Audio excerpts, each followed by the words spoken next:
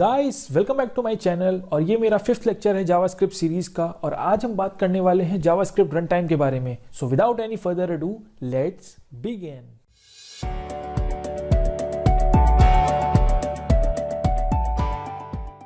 तो guys, video start करने से पहले आप रेड बटन को जरूर दबा दीजिए और चैनल को जरूर सब्सक्राइब कर दीजिए, क्योंकि आप देख सकते हैं कि मेरे 96.8% व्यूवर्स जो हैं वो चैनल को सब्सक्राइब नहीं करते हैं। तो यार चैनल को जरूर सब्सक्राइब कर दो ताकि जब भी मैं कोई नई वीडियो डालूं उसका नोटिफिकेशन आप तक पहुंच सके।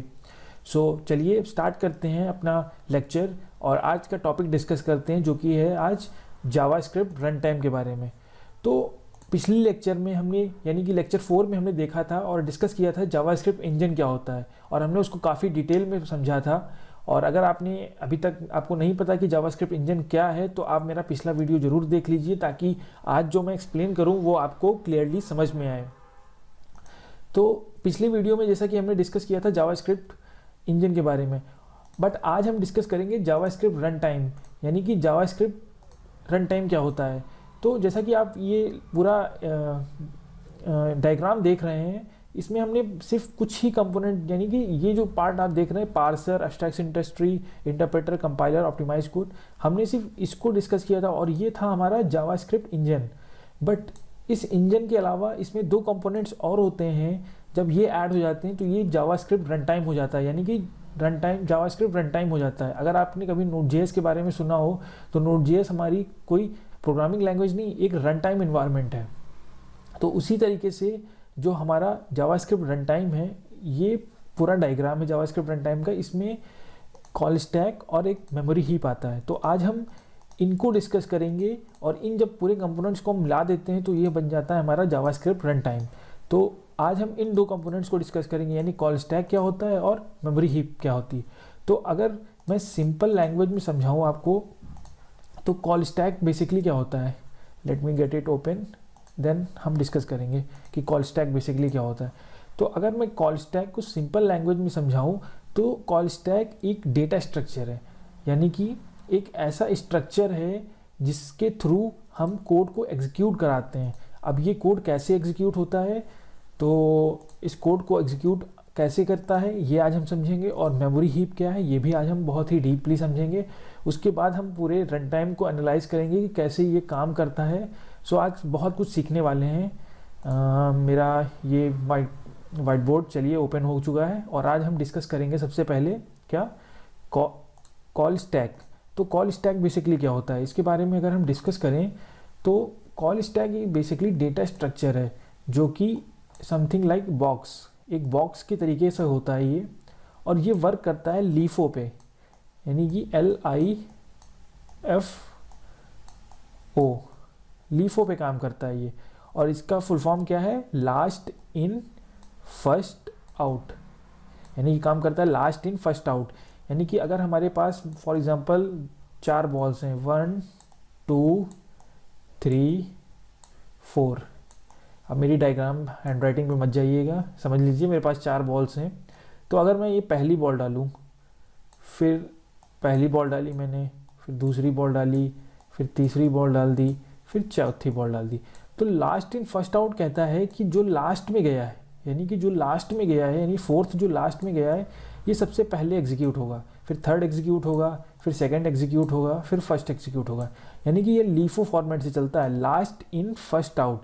तो आई होप इतना समझ में आ चुका होगा कि कॉल स्टैक क्या है। कॉल स्टैक क्या है, कॉल स्टैक एक बेसिकली डेटा स्ट्रक्चर है जिसके थ्रू हम कोड को एग्जीक्यूट कराते हैं।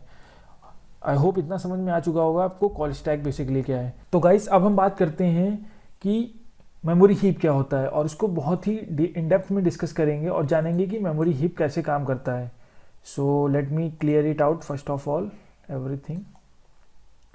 सो अब डिस्कस करते हैं कि मेमोरी हीप क्या होता है। कॉल स्टैक हमने डिस्कस कर लिया कि भाई कॉल स्टैक एक डेटा स्ट्रक्चर होता है जिसमें हमारा कोड को एग्जीक्यूट कराते हैं और ये लीफो पे काम करता है, और जावास्क्रिप्ट बेसिकली एक ही कॉल स्टैक इस्तेमाल करता है। इसको हम अभी फर्दर डिस्कस करेंगे। फर्स्ट ऑफ ऑल हम ये जान लें कि मेमोरी हीप क्या होता है। नाउ मेमोरी हीप, जैसा कि नाम सजेस्ट कर रहा है कि ये कुछ मेमोरी से रिलेटेड है, यानी कि जो भी आप एलोकेशन करते हैं, जो भी आप कोड लिखते हैं, उस कोड को एलोकेट जो मेमोरी करा, मतलब उसको मेमोरी चाहिए ना, उसको एलोकेशन के लिए, उसको रन कराने के लिए, उसको मतलब जब भी वेरिएबल आप डिफाइन करते हैं तो उसको कहीं ना कहीं मेमोरी में एलोकेट कराना पड़ता है। तो वो जो काम होता है वो बेसिकली आपका मेमोरी हीप के अंदर होता है। तो अगर मैं आपको सिंपल लैंग्वेज में समझाऊँ तो बेसिकली फॉर एग्जांपल आपने कभी कोड लिखा हो, अगर आपने यहाँ पे, जैसे मैंने यहाँ पे सिंपल से ये कोड लिखा हुआ है और इसमें मैंने दो वेरिएबल्स डिक्लेयर कराए हैं, एक var equal to hello world और एक दूसरा है मेरा a1 equal to hello JS, जो कि दोनों स्ट्रिंग है। अब दो वेरिएबल्स हैं, ये बेसिकली इनका जो मेमोरी एलोकेशन कहाँ होता है, इनका जो बेसिकली मेमोरी एलोकेशन जावास्क्रिप्ट में होता है वो हमारा होता है मेमोरी हीप के अंदर। तो फॉर एग्जांपल ये मेरा अगर कॉल स्टैक है, तो मैंने यहाँ पे दो वेरिएबल डिक्लेयर किए a एंड b। तो इनका जो मेमोरी एलोकेशन होगा ये छोटे छोटे बॉक्स के फॉर्म में होता है बेसिकली। फॉर एग्जांपल इसको मैंने दिया 5 वैल्यू और इसको मैंने दिया 6 वैल्यू, ये मेरा 6 हो रहा है और इसको मैं 60 कर देता हूँ अगर, तो ये 0 हो गया है। ए को मैं 0 कर देता हूँ, बी को मैं 60 कर देता हूँ। तो इनका जो बेसिकली वेरिएबल, मतलब जो भी आप कोड एग्जीक्यूट कराएंगे उनको जो मेमोरी एलोकेशन होता है वो बेसिकली हमारा किसके पास होता है, वो हमारा होता है मेमोरी हीप के अंदर। आई होप इतना आपको अंडरस्टैंड हो चुका होगा कि भाई मेमोरी हीप बेसिकली क्या करता है। मेमोरी हीप जो भी आप कोड को लिखते हैं उसको जो मेमोरी एलोकेशन का जो काम है वो बेसिकली मेमोरी हीप के थ्रू ही होता है। अब बात करते हैं फॉर एग्जांपल मेमोरी हीप में एक ऑटोमेटिक कलेक्शन होता है जिसको हम लोग बोलते हैं क्या, गार्बेज कलेक्शन, GC। यानी गार्बेज कलेक्शन क्या होता है, ये GO हो गया है बेसिकली, ये GC है समझ लीजिए आप। Late me clear it out और इसको मैं अच्छे से डिस्कस करता हूँ अभी।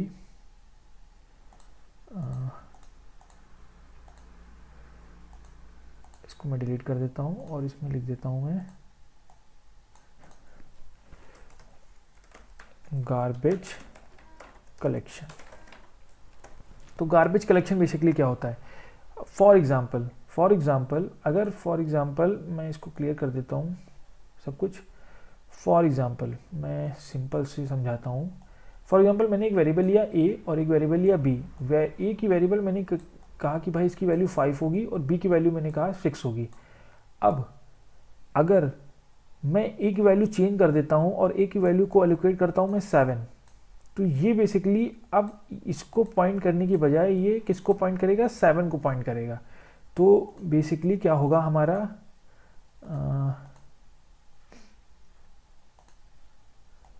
ये बेसिकली हमारा इसको पॉइंट नहीं करेगा, a जो है हमारा किसको पॉइंट करेगा, 7 को पॉइंट करेगा। तो 5 बेसिकली क्या कर रहा है, 5 तो फालतू पड़ा हुआ है, इसका कोई इस्तेमाल ही नहीं है, ये फालतू मेमोरी ले रहा है। और अगर फॉर एग्जांपल अब क्या करें, तो इसको भी ऑप्टिमाइज करने के लिए लोगों ने क्या किया,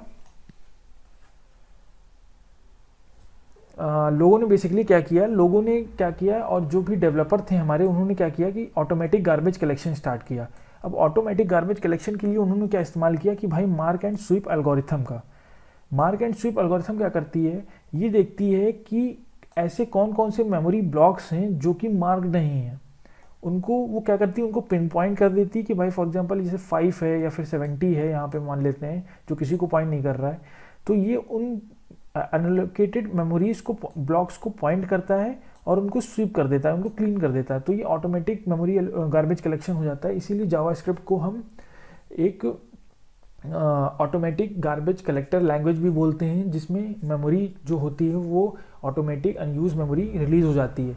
तो आई होप इतना आपको अंडरस्टैंड हो चुका होगा कि मेमोरी हीप क्या है, कॉल स्टैक क्या है। अगर आपको कोई भी इसमें कन्फ्यूजन है कि कॉल स्टैक नहीं समझ में आया या फिर मेमोरी हीप नहीं समझ में आया या फिर आपको कोई भी क्वेरी हो, तो आप कमेंट करिए, मैं उसका रिस्पॉन्स करूँगा एज सुन एज पॉसिबल।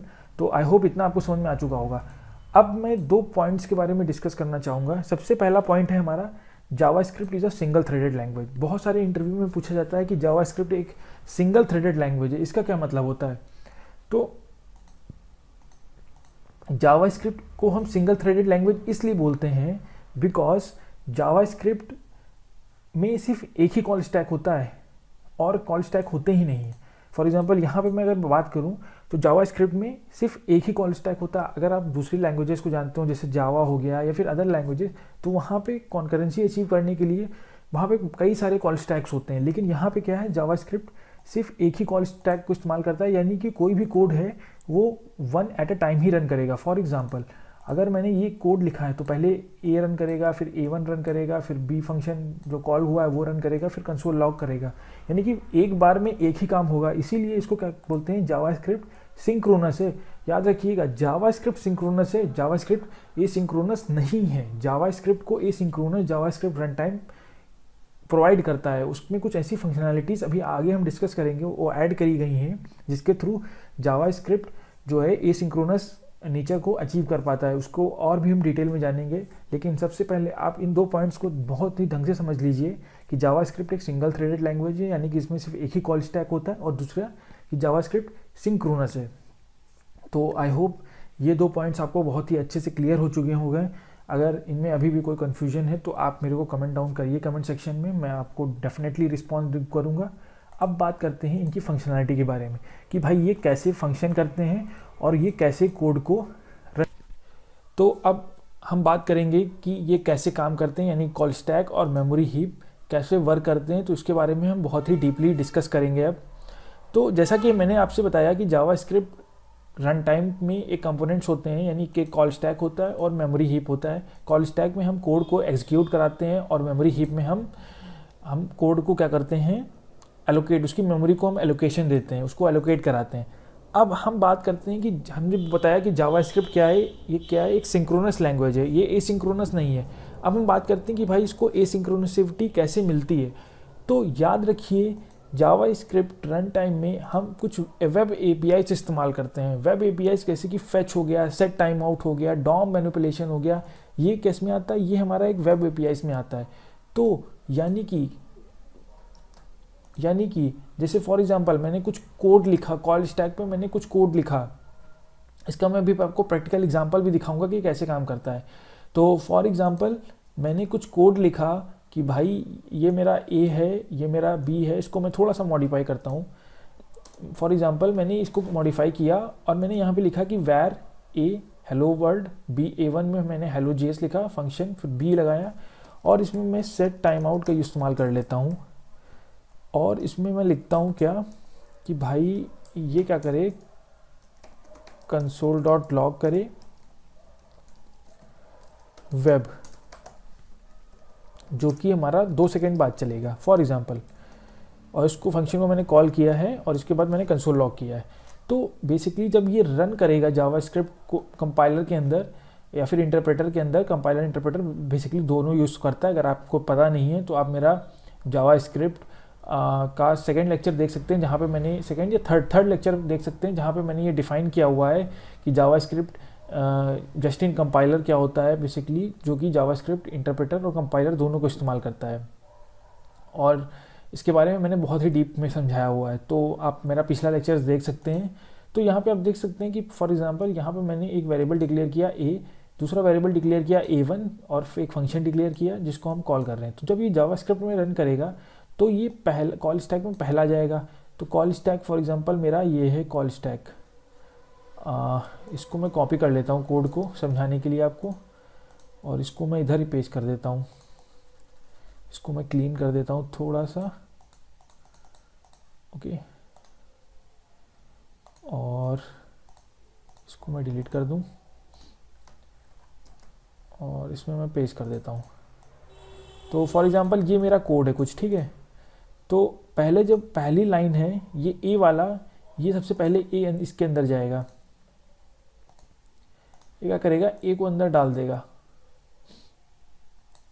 फिर एक का लोकेशन कर देगा हेलो वर्ल्ड, फिर A1 का भी कर देगा, फिर बी को हमने क्या किया, कॉल किया, और जैसे ये बी को कॉल करेगा, बी को अंदर जाएगा, कॉल करेगा, यहाँ पे इसको देखेगा सेट टाइम आउट। अब जैसे ही इसको ये सेट टाइम आउट दिखा तो इसने देखा कि भाई ये क्या है, ये मेरी एक वेब एपीआई है। तो ये क्या करेगा, सेट टाइम आउट को उठा करके वेब एपीआई के पास भेज देता है, और ये वेब एपीआई जो होता है वो सेट टाइम आउट को एग्जीक्यूट कराती है, और उस ड्यूरेशन जब तक ये एग्जीक्यूट कराता है तब तक ये फर्दर कोड को एग्जीक्यूट कराता है। ये क्या करेगा, ये फर्दर कोड को हमारे एग्जीक्यूट करता रहता है, और जैसे ही ये कोड को ख़त्म करता है फिर क्या करता है, ये कोड को एग्जीक्यूट करा के कॉल बैक क्यू के अंदर डाल देता है, और इवेंट लूप क्या करता है, इवेंट लूप जो होता है वो बेसिकली देखता है कॉल स्टैक को कि जैसे ही कॉल स्टैक एम्प्टी हो वो क्या करे, वो कॉल बैक क्यू से उस पर्टिकुलर फंक्शन को यहाँ पे कॉल स्टैक के अंदर डाल दे और इसको रन करा दे। अब अगर मैं इस कोड को फॉर एग्जांपल रन कराऊँ अभी के लिए, तो अगर मैंने इसको रन कराया तो आप देख सकते हैं कि पहला मेरा क्या आया, hello world, hello JS। For example मैं यहाँ पे लिख देता हूँ console.log हेलो यूट्यूब। इसको मैं थोड़ा सा क्लोज कर देता हूँ ताकि आपको दिखे कोड मैंने जो लिखा हुआ है। तो आप देख सकते हैं कि यहाँ पर मैंने पहला वेरिएबल डिक्लेयर किया a, फिर दूसरा a1 डिक्लेयर किया, फिर console.log डिक्लेयर किया, फिर b डिक्लेयर किया, फिर console.log a डिक्लेयर किया। अब मैं इसको अगर रन कराऊँ तो आप देख सकते हैं कि पहला मेरा आया हेलो यूट्यूब, फिर दूसरा आया hello world, hello JS, and then उसके बाद 2 सेकंड बाद क्या आया, वेब आया। अब हम डिस्कस करते हैं कि भाई ये कैसे हुआ बेसिकली। तो कॉल स्टैक के अंदर पहला गया a गया, दूसरा गया a1 गया, मेमोरी हीप में उसका इनिशियलाइजेशन हो गया। फिर जैसे ही उसने देखा तीसरा console.log, तो console.log है तो उसने क्या किया, प्रिंट करा दिया console.log।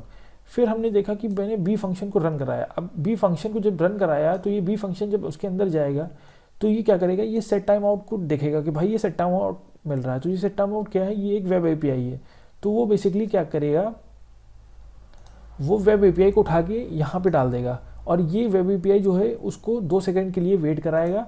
जब तक ये 2 सेकंड के लिए वेट करा रहा होगा तब तक क्या करेगा, कॉल स्टैक जो उसके आगे का कोड है वो रन कराने स्टार्ट कर देता है। यानी कि ये क्या करेगा, ये हेलो वर्ड और हेलो JS दोबारा दूसरी जगह पे प्रिंट कराएगा और ये तब तक क्या करेगा, ये एग्जीक्यूट होकर के कॉल बैक क्यू के अंदर चला जाएगा और यहाँ पे इवेंट लूप वेट कर रहा होगा कि कॉल स्टैक जैसे ही एम्प्टी हो ये कॉल बैक क्यू को उठा करके इसमें डाल दे ताकि ये एग्जीक्यूट हो जाए। तो जैसे ही कॉल स्टैक एम्प्टी होता है ये क्या करता है, ये इस पर्टिकुलर फंक्शन को उठा करके ये यहाँ भेज देता है और ये क्या करता है, ये एग्जीक्यूट कर देता है और हमारा वेब आ जाता है। तो इस वजह से, इस वेब API की वजह से ही जावास्क्रिप्ट रन टाइम जो बेसिकली है ये एसिंक्रोनस एक्टिविटी को अचीव करता है। यानी कि फॉर एग्जांपल कोई भी ऐसा कोड है, यानी कि आपको किसी डेटाबेस से कम्युनिकेट करना है या फिर कोई API से आपको कम्युनिकेट करना है, तो ये काम बेसिकली एसिंक्रोनस एक्टिविटी हुई ना। क्यों, आप नहीं चाहते हैं कि भाई फॉर एग्जांपल आपका कोड रन कर रहा है और वो क्या कर रहा है, वो डेटाबेस से कुछ डेटा फेच कर रहा है। अब नेटवर्क आपका कमज़ोर है तो आप नहीं चाहते ना कि भाई यूज़र उसका वेट करे। अब वो कोई बड़ा डेटा हुआ तो वो 10 घंटे उसमें वेट ही करता रहेगा, तो वो चीज़ बहुत ही ख़राब हुई ना। तो उसको ही हम लोग एसिंक्रोनस नेचर कहते हैं और इसको अचीव करने के लिए, इस प्रॉब्लम को रिजॉल्व करने के लिए हमने एसिंक्रोनस नेचर को जावास्क्रिप्ट में इंट्रोड्यूस किया, जो कि जावास्क्रिप्ट रन टाइम बहुत ही अच्छी तरीके से ये जो वेब API फंक्शनैलिटी है जिसके थ्रू इस पर्टिकुलर मैकेनिज्म के थ्रू हम बेसिकली एसिंक्रोनस को अचीव कर रहे हैं। ये क्या करेगा, ये वेट नहीं करेगा, ये क्या करेगा, जो भी वेट करने वाला काम है ये उसको उठा करके वेब API को दे देगा, वो बेसिकली उसको रन कराएगा। DOM मैनिपुलेशन जितना भी होगा वो उसको एसिंक्रोनस नेचर को तब तक रन कराएगा जब तक हमारा यहाँ पे कोड रन कर रहा होगा कॉल स्टैक के अंदर, और ये फर्दर एक्टिविटी होती है। अब इसका हम विजुअल रिप्रेजेंटेशन देख लेते हैं कि भाई ये कैसे बेसिकली रन करता है। तो एक लेटेंट फ्लिप करके वेबसाइट है जो कि इसका पूरा विजुअल रिप्रेजेंटेशन दिखाता है और इसको हम बहुत ही अच्छे से भी देखेंगे कि भाई ये विजुअली हम कैसे इसको रन कराते हैं। तो इसका मैं लिंक डिस्क्रिप्शन में दे दूँगा अगर आपको जा करके खुद ही प्रैक्टिकल करना है, और मैं ज़रूर कहूँगा कि आप जाकर इसको एक बार क्लिक करके आप ज़रूर देखिए और इसको रन कराइए ताकि आपको ये खुद समझ में आ सके कि जावास्क्रिप्ट रन टाइम बेसिकली कैसे काम करता है। तो फॉर एग्जांपल आप देख सकते हैं कि यहाँ पे इन्होंने कुछ कोड लिखा हुआ है कि क्लिक करने पे, बटन को क्लिक करने पे वो क्या करे, on click function, for example ये सेट टाइम आउट दिया हुआ है, ये console.log ये एक फंक्शन दिया हुआ है, ये एक सेट टाइम आउट फंक्शन दिया है, एक console.log फंक्शन दिया है। तो अगर मैं इसको सेव एंड रन कराऊँ तो आप देख सकते हैं कि ये कैसे रन कर रहा है। तो अगर मैं फिर से रीरन कर रहा हूँ तो पॉज करना, रन कर रहा है, पॉज किया। अब आप देख सकते हैं कि इसने क्या किया, pause, wait, pause, no, rerun, pause. हाँ, तो आप देख सकते हैं कि इसने क्या किया कि पहले कोड को उठाया और कॉल स्टैक के अंदर डाला। ठीक है, पहले कोड को उठाया, कॉल स्टैक के अंदर डाला और यहाँ पे क्या कर रहा है कि बटन क्लिक करने पे क्या है, इस फंक्शन को एग्जीक्यूट करे। तो हमने बटन तो ऑलरेडी क्लिक ही कर दिया है, तो ये क्या करेगा, ये एग्जीक्यूट करेगा और ये जैसे ही देखेगा कि भाई ये क्या है, ये एक डॉम मैनिपुलेशन है। ये क्या है, ये एक डॉम मैनिपुलेशन है। तो ये डॉम मैनिपुलेशन हमने क्या बोला कि डॉम एक सिंक्रोनस नेचर है, क्योंकि ये एक्सपेंसिव होता है, ये टाइम टेकिंग होता है। तो ये बेसिकली क्या करेगा, ये उसने कोड को उठा के वेब एपीआई को दे दिया। ये देखना, ये यहाँ पे जा रहा है। अगर मैं इसको रिज्यूम कर दूँ अभी, तो आप देख सकते हैं कि ये वेब एपीआई के पास चला गया और वो उधर 2 सेकंड का काउंटडाउन वहाँ पे रिज्यूम हो गया है। अब ये क्या कर रहा है, दोबारा ये console.log हाई को डाल रहा है। अगर मैं पॉज करूँ तो देखिए आप console.log हाई आ गया। अब ये एग्जीक्यूट होगा और सबसे पहले क्या प्रिंट हो जाएगा, हाई प्रिंट हो जाएगा। अगर मैं रिज्यूम करूँ तो जैसे ही खत्म होगा फिर तीसरा सेट टाइम आउट आएगा। फिर ये देखेगा कि भाई ये तो एक set time out web API, ये तो ये क्या करेगा, फिर से इसको उठा करके वेब एपीआई में ट्रांसफ़र कर देगा। तो मैं रिज्यूम कर देता हूँ, फिर क्या आएगा, फिर console.log आएगा तो वेलकम टू लूप फिर चलेगा। तो पहले मेरा क्या प्रिंट होगा, हाई प्रिंट होगा, फिर दोबारा वेलकम टू लूप प्रिंट होगा। उसके बाद क्या प्रिंट होगा, हाई आया, फिर ये आया, फिर ये जब तक टाइम आउट चल रहा है। फिर जैसे ही ये कोड को ख़त्म करेगा, ये क्या करेगा, कॉल बैक क्यू को भेजेगा और कॉल बैक क्यू बेसिकली क्या करेगा, ये इसको इधर भेज देगा और ये फर्दर रन करेगा। तो आई होप इतना आपको समझ में आ चुका होगा कि ये कैसे काम कर रहा है। ये बेसिकली क्या कर रहा है, ये फंक्शन को लाया, इसने देखा कि वेब एपीआई ही, इसने उठा करके क्या किया, इधर डाल दिया। अब मैं अगर क्लिक मी पे रन करूँ तो ये बेसिकली अभी ये डॉम मैनिपुलेशन नहीं कर रहा है। तो आई होप इतना आपको समझ में आ चुका होगा कि बेसिकली काम कैसे करता है, मेरा जावास्क्रिप्ट में जो कोड होता है वो कैसे रन करता है। आप देख सकते हैं कि यहाँ पे मैंने क्या लिखा हुआ है, मैं इसको हटा देता हूँ। अब मैं सिंपली 3 फंक्शन console.log को रन कराता हूँ, सेट टाइम आउट को रन कराता हूँ, वेलकम टू लूप को रन कराता हूँ। तो जैसे ही मैंने इसको रन कराया console.log, बेसिकली क्या किया इसने, टाइम आउट पे गया, इसने रन कराया। फिर टाइम आउट जब तक 2 सेकंड कंप्लीट हो रहा है, फॉल बैक क्यू के अंदर गया, देखा इसने कॉल स्टैक एम्प्टी है, तो इवेंट लूप, ये बेसिकली मेरा इवेंट लूप है, ये उठा करके कॉल बैक क्यू से इसको डाल देगा। तो आई होप इतना आपको समझ में आ चुका होगा कि भाई बेसिकली ये कैसे काम कर रहा है। अगर आपको इसमें अभी भी कोई कन्फ्यूजन है तो आप मेरा कमेंट सेक्शन में कमेंट करिए, मैं उसका डेफिनेटली रिस्पॉन्स करूँगा। और ये अभी भी कंप्लीट स्ट्रक्चर नहीं है, इसमें एक और चीज़ होती है प्रायोरिटी क्यू, वो मैं आगे चल के आपको फर्दर बताऊंगा कि वो प्रॉमिसेस को कैसे हैंडल करती है। वो प्रायोरिटी क्यू होती है, वो मैं आगे चल के आपको डिस्कस करूंगा। सो आई होप इतना आपको समझ में आ चुका होगा। अगर आपको अभी भी कोई कन्फ्यूजन है तो आप मेरे को कमेंट सेक्शन में कमेंट करिए, मैं आपको डेफिनेटली रिस्पॉन्ड करूंगा। So thank you so much for watching this video guys, and don't forget to share and increase my subscribers. यार 190 सब्सक्राइबर्स हुए हैं अभी यार, इंक्रीज करो ताकि मैं और अच्छा कंटेंट आपको ला के दे सकूँ। So thank you so much for watching this video guys, see you in the next lecture.